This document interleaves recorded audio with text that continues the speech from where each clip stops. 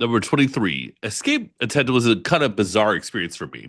There's a part near the end that is a little jarring and hard to follow, and I don't think this was the intention of the filmmakers here. We do get some cool sci-fi visuals and an interesting yet depressing concept. The short is nearly half an hour and does work on some sort of level, but cohesively, I think the script could have used some work. Number 22. Piggy and a Half. This short is a little sanctimonious and preachy, in my opinion. It's hard to have a pro-vegetarian dystopian animation and not be, though, I suppose. It's a Chinese animation coming from Taiwan, which is nice on the eyes at the moments, had its moments, but had a sort of rough to relate to script as a meat eater and didn't convince me of anything other than I was annoyed in the moment. Okay, the short film Ouch is number 21. This short film is manic and expresses the pain felt from the director. Last year, I reviewed a short film at Fantasia Fest that dealt with sound sensitivity, and this one is quite similar. It also reminded me of another short film from last year called Your Money's No Good Here because it had a whole lot of cuts. This is manic fun that gives you a bit of a state of mind of its creator. Number 20. Redneck looks at a troubled young man and his metamorphosis something into some kind of something, telling you would defeat the whole experience. But the conceit is pretty rewarding while also disturbing. I thought it would go into something more conventional, but the dark revelation creeped out of a lot of people in the audience, myself included. Number 19. Astronauts is the short film. The whole SpaceX thing is annoying to me. I think our last stand as humanity should be on Earth, but perhaps I'm some sort of confused Luddite. Anyways, Astronauts spoofs the situation we are in to an extent. We get two astronauts on a mission to Mars before takeoff, and a revelation is made that challenges the legitimacy of the mission. Fundamentally, and the solution of this problem might blow your mind. Number 18. Shiva gives you bang for its buck. It has a creepy sense of atmosphere and a sense of conviction in its mysticism through the belief that there's a hex-like quality to the substance between the frames. The film is a nice accomplishment and proof that mysticism is not going away in my lifetime. It's nice to see this kind of thing make the rounds on the film festival circuit, and hopefully there are more features like it as well. Number 17. I got to hang out with the director of What the Hell after seeing it programmed with Frankie Frico of Fantasia Fest. It's wild that it took 4 years to make, but when you have a small team, that's how it works. This animated short is the sort of thing I like. Anything to do with Dante's Inferno will get my attention, but the look is nice here, and the plot works perfectly well. It's a nice, quick piece of cultured fun. Number 16. Berta is a rape revenge short film that has layers. All the best rape revenge movies do that. And here we have a lady kidnapped and talks to a rapist while possibly, no spoilers, exacting violent revenge on him. It's brutal, triggering, upsetting, and excellent. I like the dialogue that exists within it and the ultimate decisions that are made. It's not this for the squeamish, but for those who want a challenge, I say go for it. Number 15. Dirty Bad Ron is a human story, a double-edged sword, seemingly contradictory, but in reality, it is complex. We get two bits here, a woman raising her son lovingly, and the same woman dealing with addiction. It's a rough one. That grittiness makes it Fantasia Fest appropriate. It's genre fair in that when New York was New York sort of way. Sometimes I feel like the contemporary film market shies away from this sort of fare. Number 14. Faces is a very smart and probing short film that looks at a shapeshifter or some sort of entity that consumes an entire personality, like the Fantasia Fest movie Life Changer in 2018 or The Harbinger in 2022. It's a short film, though. It has quite a jarring aesthetic and ambiguous scripts. This is my sort of vibe for sure. It will act like a dark challenge to the average viewer, though, so be warned. But you might as well challenge yourself. Number 13. This is a short film, Hi, You're Currently Being Recorded. This is a solid stoner short. We get a fun, wild, and paranoid lady walking around in a nice residential area, high on weed, being told she's being recorded by a creepy home security system. I didn't decode a message, but felt like the vibe was strong here. The writer and lead actress, Anna Maguire, is great. I interviewed her in 2019 during TIFF and haven't been let down by her role since then. Number 12. Adrian and the Castle is a loving but somewhat creepy testament to a past lover. Perhaps after 30 years with someone, it is possible to truly ever let go, but this is an elaborate way of avoiding peace. That's how I felt. I might have to judge things on their own terms, but the recreation and staging of past love seemed perhaps detrimental to ultimately finding peace. It is ultimately none of my business, though. If you like the idea of fantastical drawn-out love beyond death, though, this might be for you. Maybe the demographic is older, younger, or maybe I'm just out of touch with my own peers. I just felt a little creeped out during this documentary. It has prestige, but it also didn't really captivate or entertain me. I just felt the overwhelming sentiment of let it go. Again, not being judgmental. Hopefully, that's just me. If you like fantasy, love aging, want to get an insight on aging, then staging. If you got something in Adrian in the Castle, well, perhaps you will be like me and not really be into it so much. Kudos to the people involved. I hope you found peace. I hope you live life with your wounds and also find ways to enjoy life in any way. No judgment, but perhaps find a different path for all that. Oops. Number 11. The Code is a solid entry in an annoying genre that is the COVID-19 pandemic movie. Heck, it's been over years now. Can we ease the number of film festival movies that are like this? Oh, well, the movie's about a couple making a documentary on the pandemic. The romantic comedy is the most popular approach to doing the COVID-19 pandemic movie. I guess we can't see the solo losers during this period. The Code looks at these two at a very cool pad in California, trying to make their relationship work. They start off being pretty nasty to each other, but some things happen that make sure that they learn to appreciate one another. The way the movie is shot is the best thing about it. There were over 70 cameras used in the film, making that part of it jarring. While there have been other movies quite like this already released at the circuit. 2024 already. Let's wrap this up. The Harbinger was the best COVID-19 pandemic movie in my opinion, and it played at Fantasia Fest 2 years ago. But 2022. But what worked about it was a horror movie and a more creative expression. There's a lot of modern internet talk and filming techniques here. It's cool for a bit, a headache, and then interesting again. The performances are pretty good, but I gotta hate the main guy. Number 10. Despite being set in Texas, The G is another hoser mafia movie. That's what I call the Tim Hortons variation of criminals more often than not. That in itself is not a problem. This movie is a crass caricature of Canadian is not a crass caricature of Canadian culture at all.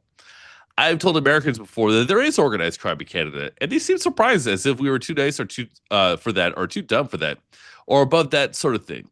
Canadians can just be as brutal as anyone else, and we get that here with the G. She's like the grandma in Gay who gets blackmailed, dealt some bad hands, and has to take it from there. This movie has some nastiness within the story. Um, the story adds some hardness in its violence. It's good that Canada has a film like this in the film festival circuit. Let's show depth of our character. It isn't always pretty. It is grisly. We have a rough environment in some parts of this country, so let's show it in cinema in an unabashed, frank way. I do think the movie does get a little John Wick far-fetched at moments, but it's still the sort of thing I want to see made in Canada. This model could be improved on, but let's be glad we have the model. Number 9. The movie's called Infinite Summer. It was so weird to start. The screener is on. My anticipation is high. It's the new movie from Miguel Lanzo, who made the hysterical movie Jesus Shows You the Way to the Highway 5 years ago. Then I started to question where I am. What is this? What's going on? What year is this? What film festival is this? It's all simultaneously halfway through the movie. Those doubts begin to leave me gradually.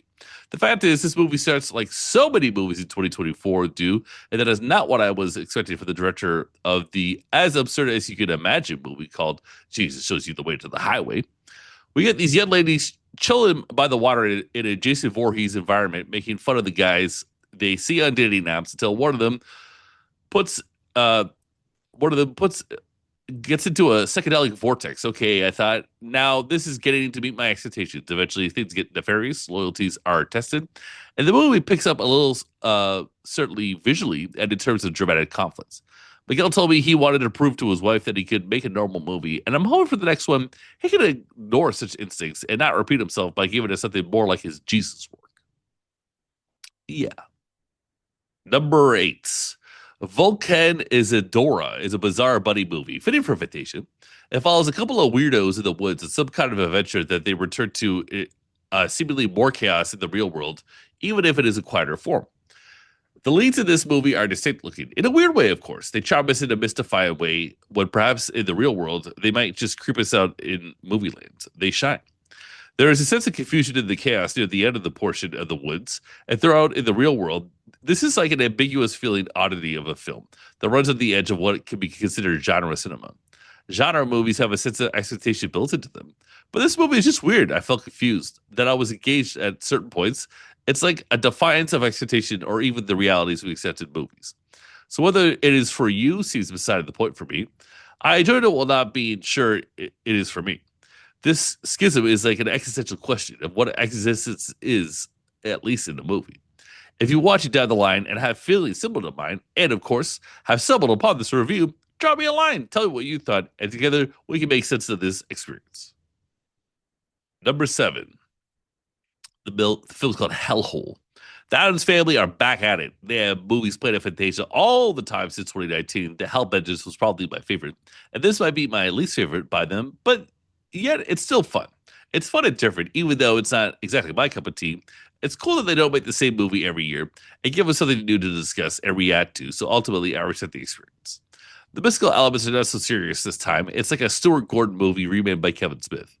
That is such an unlikely scenario in real life, so thankfully, the Adams family rose to the occasion and filled that void.